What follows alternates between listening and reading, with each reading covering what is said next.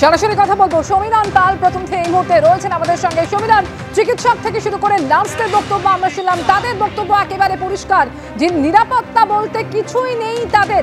এই অবস্থায় তারা কর্মবিরতি শুরু করেছেন। চিকিৎসকদের বক্তব্য কি, অন্যদিকে হাসপাতাল কর্তৃপক্ষই বা কি বলছে এই নিয়ে? সমীরণ,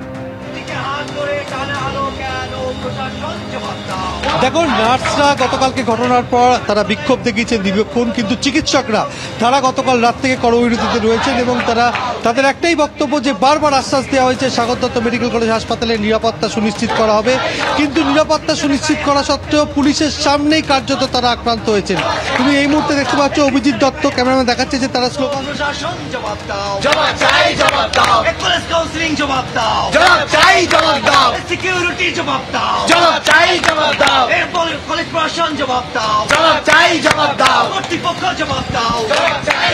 কথা বলে নেবো যারা আন্দোলনকারী চিকিৎসক তাদের সঙ্গে, যে গতকালকের ঘটনার প্রতিবাদে তারা আপনারা কর্মবিরতি পালন করছেন, কি অবস্থা আপনাদের এখন এই মুহূর্তে?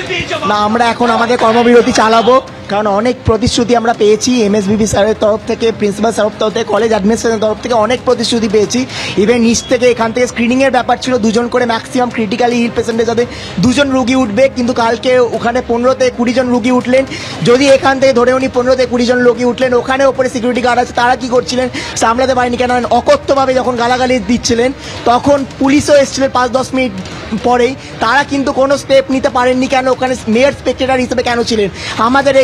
আমাদের এখানে আমাদের সিকিউরিটি চাই, আমরাও আমাদের মা বাবার সন্তান, আমরা এখানে ডাক্তারি করতে এসেছি, মানুষের সেবা করতে এসেছি, কিন্তু এইরকম না যে আমরা অকথ্য গালাগালি শুনবো, মার খাবো, এইভাবে না।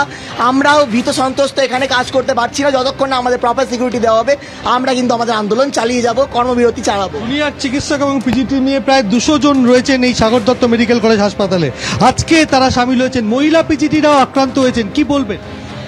কালকে আমাদের যারা জুনিয়র ডক্টর, মহিলা পিজিটি, হাউস স্টাফ, ইন্টার্ন সবাই ওখানে ডিউটি করছিলেন, তাদের সবার হাত ধরে টানাটানি, ধস্তাধস্তি, বাজে ভাষায় গালাগালি করা, কথা বলা, এমনকি এই কথাটাও অবধি তাদেরকে শুনতে হয়েছে যে আরেকটা আরজিকর করে দেব এখানে। তো এই পরিস্থিতিতে দাঁড়িয়ে আমরা সবাই খুবই ভীত সন্ত্রস্ত। আমাদের বাড়িতে মা বাবারা রাত্রেবেলা ঘুমোতে পারছেন না এই চিন্তায় যে মেয়ে ডিউটি করতে গিয়ে বাড়িতে সুস্থ স্বাভাবিকভাবে ফিরে আসবে কিনা। সেই পরিস্থিতিতে দাঁড়িয়ে আমরা কর্মবিরতিতে ফিরে আসতে বাধ্য হয়েছি, এই আন্দোলনে আবার এই মঞ্চে ফিরে আসতে বাধ্য হয়েছি। আমরা ডিউটি জয়েন করেছিলাম, কিন্তু তারপরেও সেই একই অবস্থা। কোনো অর্থাৎ তুমি দেখতে পেলে যে প্রত্যেকেই তারা একটাই কথা বলছেন যে তাদের নিরাপত্তা নেই, যে বেশ কয়েকদিনে তাদের এখানে হাসপাতালে রোগী মৃত্যুকে কেন্দ্র করে উত্তেজনা তৈরি হয়েছে।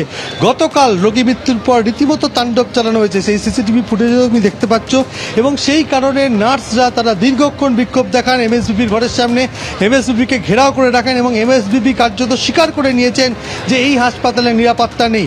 নিরাপত্তা বাড়িয়ে প্রায় 28 জন পুলিশকর্মী করা হয়েছে, কিন্তু নিরাপত্তার ছবিটা এতটুকুও বদলায়নি, আর সেই কারণে এই মুহূর্তে কর্মবিরতি চলছে। আর এই কর্মবিরতির জেরে তারা এখনো পর্যন্ত সিদ্ধান্ত নেননি। গতকাল রাতে অধ্যক্ষ এসেছিলেন, এমএসবিবি এসেছিলেন, তারা মৌখিক আশ্বাস দিয়েছেন, কিন্তু যতক্ষণ না কোনো লিখিত আশ্বাস পাচ্ছেন। চিকিৎসকেরা স্পষ্ট জানিয়ে দিচ্ছেন যে অনির্দিষ্টকালের জন্য তারা কর্মবিরতি চালিয়ে যাবেন।